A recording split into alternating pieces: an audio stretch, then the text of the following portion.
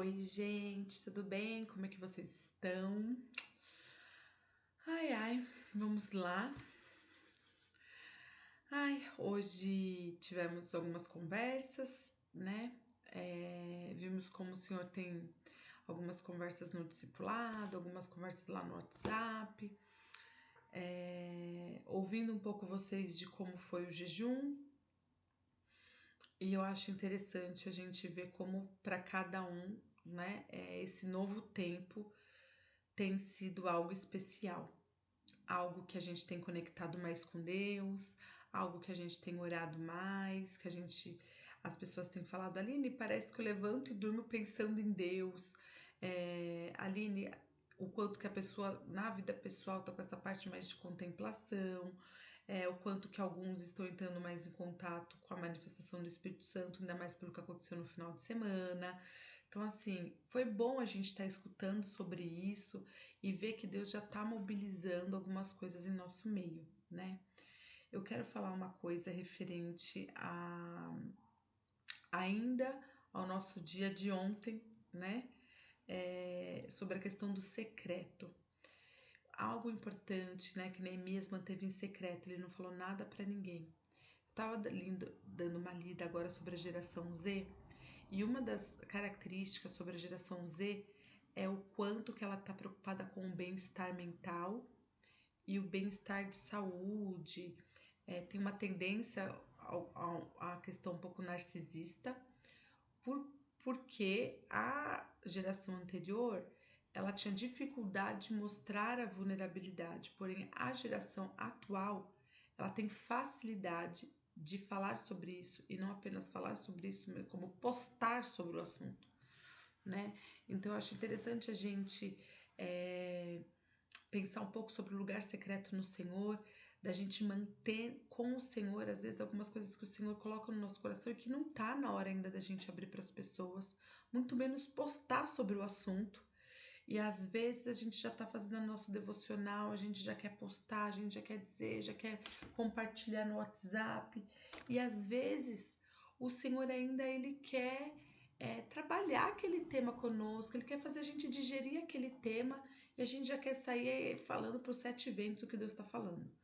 Então, assim, eu acho interessante porque isso faz a gente manter o nosso lugar secreto com Deus também, né? Então, eu quis fazer essa retomada desse silêncio de Neemias, só ele Deus, né? E falar que eu acho que nós também precisamos ter o nosso silêncio e a nossa geração precisa desse lugar secreto e manter algumas coisas apenas em Deus e depois abrir aos poucos, né? Referente à questão do relacionamento com Deus, pensando por esse lado. Mas vamos lá.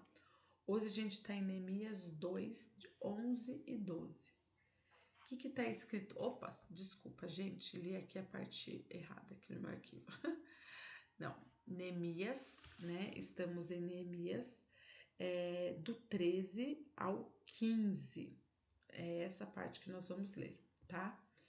De noite saí pela porta do vale, na direção da fonte do dragão e da porta do esterco, examinando o muro de Jerusalém que havia sido derrubado e suas portas que haviam sido destruídas pelo fogo.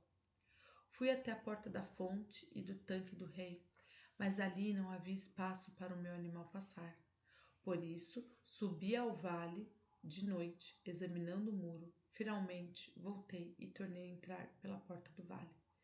Então, olha que interessante. Aqui fala a rota que Neemias fez e como ele entrava em contato com a situação que estava a cidade, ao ponto dele não conseguir passar com o animal. Ele não deixa o animal e tenta passar, mas ele simplesmente pega e dá a volta, né, para conseguir sair pela porta do vale. Então, assim, aqui mostra o quanto Neemias começou a entrar em contato. Né, ontem eu fiz uma pergunta para vocês de como está a nossa geração, do quanto a gente tem, quais têm sido as nossas necessidades.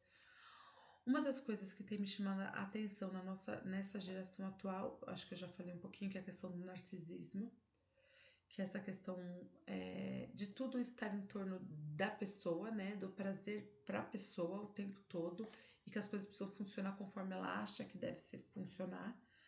esse controle absoluto por tudo, por conta das mídias, por conta da conectividade. Então você está assistindo tudo em tempo real o tempo todo. E essa necessidade de estar postando o que você está fazendo, desde o que você acorda até a hora de você ir dormir. Como isso tem crescido, porque o legal agora talvez não seja mais você ter a família perfeita, mas o legal é você simplesmente ser do jeito que você é. Então, quanto que isso tem crescido no meio dos jovens e o quanto que jovens, mesmo dentro da igreja, têm aberto mão de princípios, né? Então, acho que essa direção do dragão, examinando o muro de Jerusalém que havia sido derrubado. Então, assim, vamos nos examinar, vamos examinar a nossa geração referente ao posicionamento, a que lugar Deus tem tomado na nossa vida, sabe? E na vida da geração de modo geral.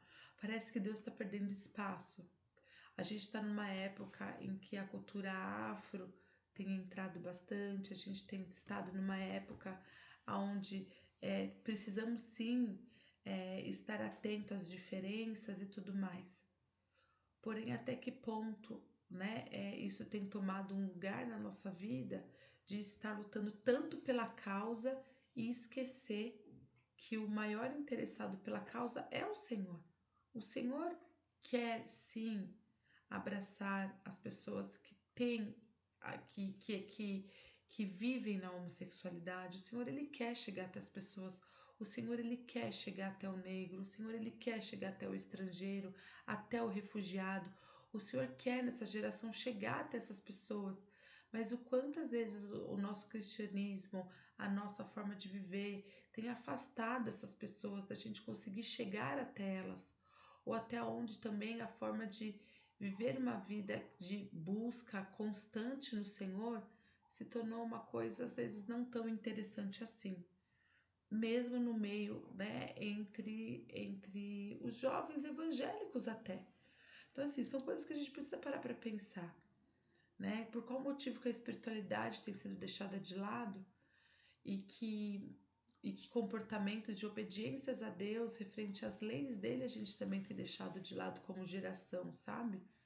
A questão, por exemplo, da relação sexual ser antes do casamento, da questão de todos. Eu acho que eu falei isso no começo, um dos primeiros dias do nosso jejum, né?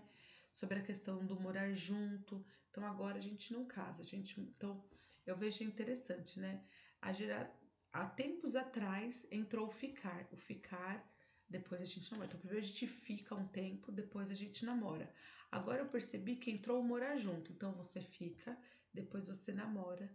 Depois que você namora, você mora junto. Depois que você mora junto, quem sabe você é noivo e você casa. Ou você nem noivado mais existe, você já casa direto. Porque você já morou junto e viu o suficiente. Gente, olha quantas coisas não condiz com o que a palavra de Deus diz. Isso mostra o quanto as pessoas estão promíscuas e quanto as pessoas estão perdendo o senso de aliança, né? Aliança no hebraico quer dizer berti, né? E a aliança do Antigo Testamento para o Novo Testamento, ela continua, ela vai sendo renovada. Em que sentido? Do povo, o nosso povo, que é o povo de Israel, que sou eu e você, que a nossa geração faz parte agora, ela se desvia dos maus caminhos do Senhor, aí o Senhor ele traz algum juízo, a pessoa volta aos caminhos, o povo volta aos caminhos do Senhor. Então, olha que interessante, mas aí depois em Isaías, depois em Jeremias, depois em Ezequiel, é falado sobre uma aliança que ela é pessoal, sobre uma aliança que começa a não ser mais coletiva e toda do povo, e o pecado do povo, e a promiscuidade, a iniquidade do povo, mas no Antigo Testamento, Isaías, Ezequiel, Jeremias começa a apontar para o Novo Testamento, para Jesus, para uma nova aliança. O Novo Testamento, eu digo para a aliança que está no Novo Testamento, que é uma coisa particular, que a prostituição é minha e sua, que a idolatria é minha e sua, que eu não estou dependente dos meus pais, o que os meus pais fizeram é o que os meus pais fizeram. O que eu, Aline, eu vou responder por mim sobre o que eu fiz. Né? Então, eu vou cair nessa tendência dos meus pais? Não, não vou cair nessa tendência dos meus pais. eu tenho a minha aliança com Jesus, eu tenho o sangue de Jesus sobre a minha vida e eu vou lutar contra as tendências que possam vir sobre mim, porque foram essas coisas que eles me ensinaram, então isso pode ser tendencioso a mim. Mas não como essa geração atual, eu quero fazer diferente para que os meus descendentes ajam de forma diferente. Então ali, Neemias estava verificando tudo de Jerusalém. E eu pergunto o que nós temos verificado que é necessário nós mudarmos em nós, né? Para que a gente possa andar em santidade. Então aqui, gente, eu coloquei 2 pedidos de oração para nós no dia de hoje. Orar para sermos uma geração que busca a santidade. Então que a gente possa, né, ser essa geração. E pelas pregações que vão ter durante a maratona. Então, assim, já pelas escolhas das pessoas que vão pregar, pelas pregações que vão ser, que sejam pregações que resplandeça a glória de Deus, aonde Jesus ali prevalece, né? Então, que a gente possa estar realmente trazendo isso para as nossas orações, lembrando disso durante esse tempo agora de jejum, durante o nosso 8º dia. Chegamos aí ao nosso 8º dia de jejum. Tá certo, pessoal? Mas vamos lembrar, né, o quanto que a aliança ela precisa ser renovada ainda nesse tempo, tá bom? Só que para isso nós precisamos fazer o quê? Ver o muro que tá caído, ver se de repente a gente montar uma estratégia para a gente conseguir ver o todo, não conseguir ver apenas uma única parte, tá bom, pessoal? Um grande beijo e ótimo jejum para vocês, ótimo momento de adoração e oração. Um grande beijo, pessoal.